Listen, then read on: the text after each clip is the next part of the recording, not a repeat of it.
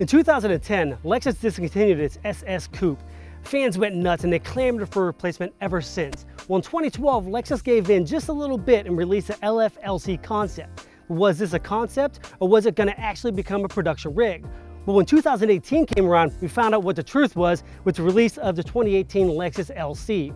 Now it comes in the LC500 and the LC500H, the latter of course being the hybrid. And that is the one I spent the last weekend, and here's what I think.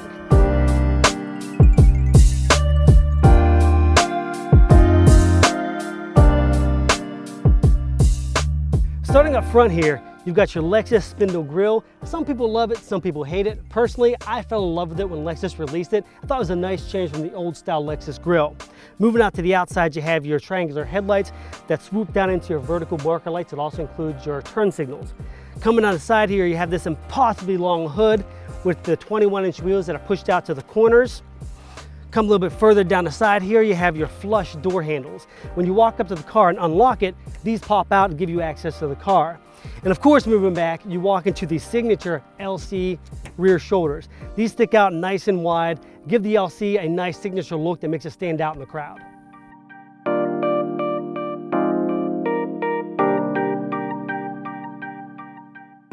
So to come around back here, you have your perched taillights. These set about an inch or so off the body.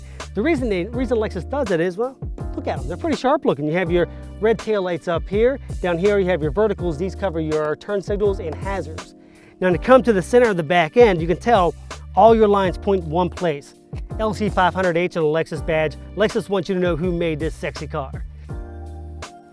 And one really nice thing about this car being a concept to production, what I mean by that is a car that when it came out as a concept, it did not change much when it moved in production. So it looks almost like the concept car we saw at the Detroit Auto Show in 2012. And the neat thing is, this is almost the exact same rear glasses on that concept. And what's cool about that is so many times when you see cars come out with this nice sharp glass from a concept car is the visibility. Generally, you're not able to see out of this type of glass. But Lexus shaped it and angled it just right so you actually can see very, very well out of there.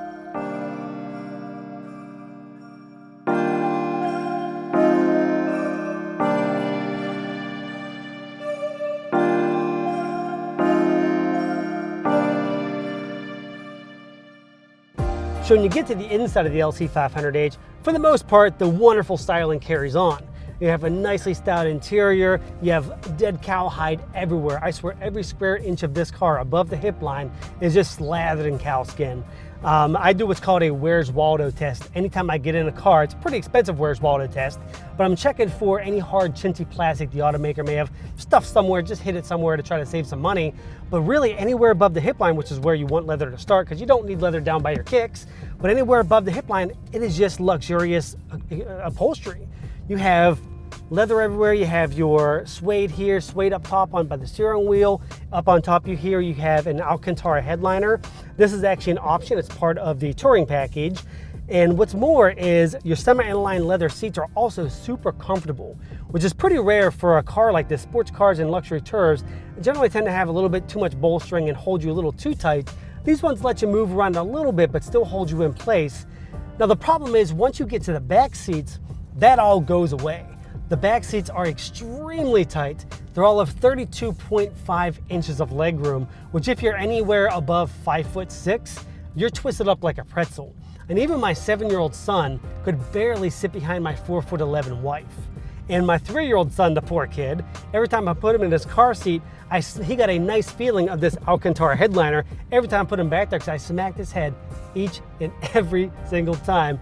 So you want to keep that in mind if you're looking at this car and you do have kids. You think, oh, it has 4 seats. Great, I'll get it for the kids. It ain't gonna work, sorry.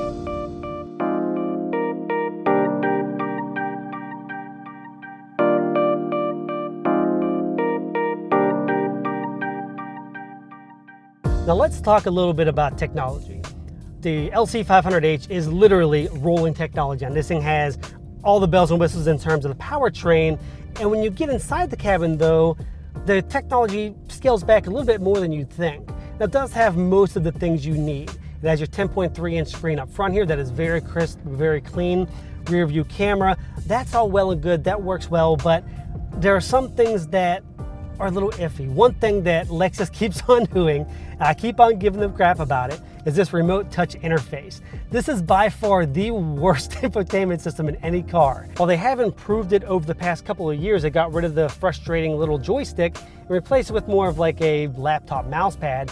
It still is insanely difficult, extremely frustrating, and really it doesn't help any. You're better off grabbing your cell phone and trying to read a novel War and Peace instead of trying to operate this thing while you're driving this car. And what's worse is the voice control, it's really not much better.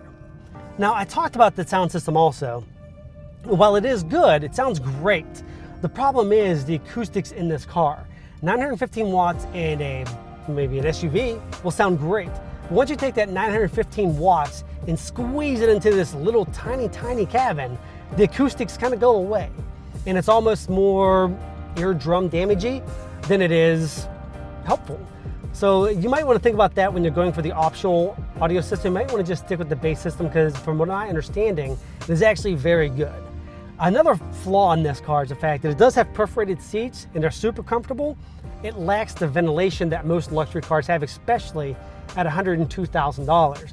So that's something that I don't understand why Lexus didn't do it, especially in this Florida heat. But maybe since it's the first year it's out, maybe 2019 or 2020, possibly Lexus will add that as an option. So you might want to check that out. Maybe wait a year if you're really obsessed with those seats. You might want to wait a year. But other than that, it's pretty basic inside this cabin.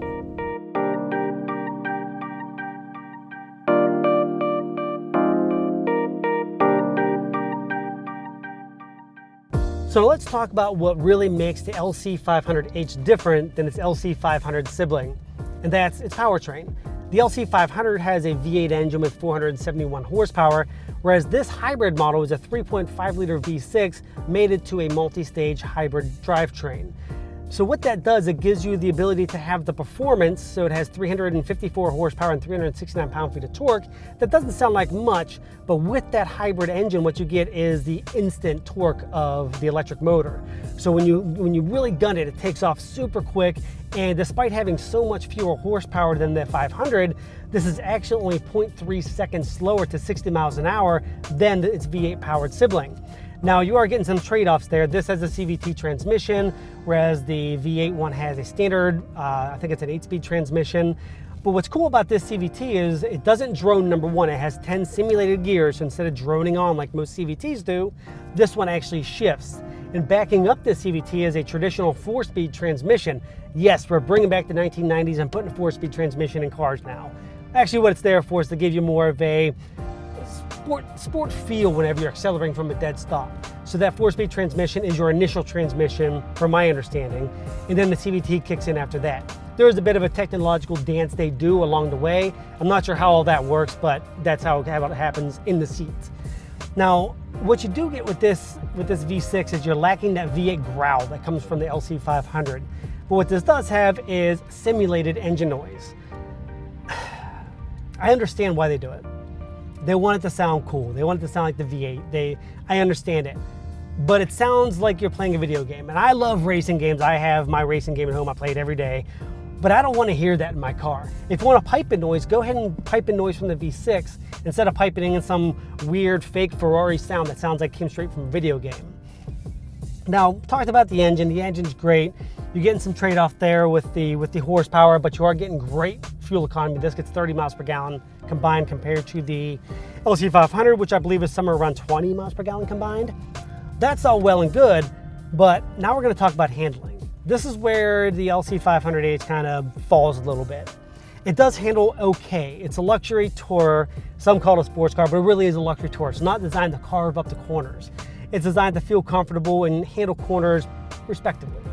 So when you get into the corners of this thing at high speed, you feel good at first, but then that 4,400 pound body starts to lean just a little bit and just start to pucker up a tiny bit because you start thinking the back end's gonna let loose. Thankfully, they put 275 tires on the back, so there's no way those tires are letting loose. They are gripping on with the best of them. So you pucker up a little bit, but rest assured it's going to hold on as long as you're not doing anything crazy, especially if you put this little knob here up in sport mode and tightens up the suspension a little bit, minimizes the body roll slightly, and makes you feel a little less tight in the corners.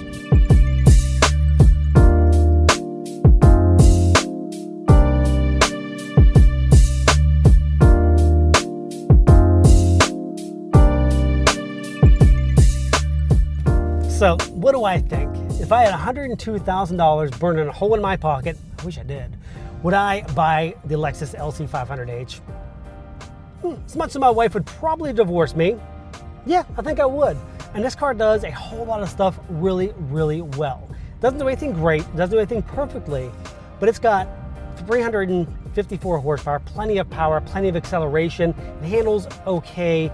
The front seats are amazingly comfortable. They're plenty roomy, leather everywhere, all the features that most people really need, and it gets amazing fuel economy. If there's one thing this car does really great, it's that at 30 miles per gallon combined. And 102,000 bucks, it really is a great buy. I mean, really, when you think about what this car competes with, we're talking the BMW i8, we're talking about the Honda or Acura NSX. It competes with those. No, it's not as powerful as those, it's really not. But it gives you the performance with the thriftiness and greenness of a hybrid. So it's really competing with those, but those cars are $40,000, $50,000 more than this. And this is far more comfortable than either of those two cars. So really for the money, you're getting a lot of value. You're missing out on the brand name a little bit by buying a Lexus, but man, the stares you get when you drive in this car, it's all well worth it. I say if you got 102,000 bucks to spend right now, get it, get it, get it. It is well worth the money.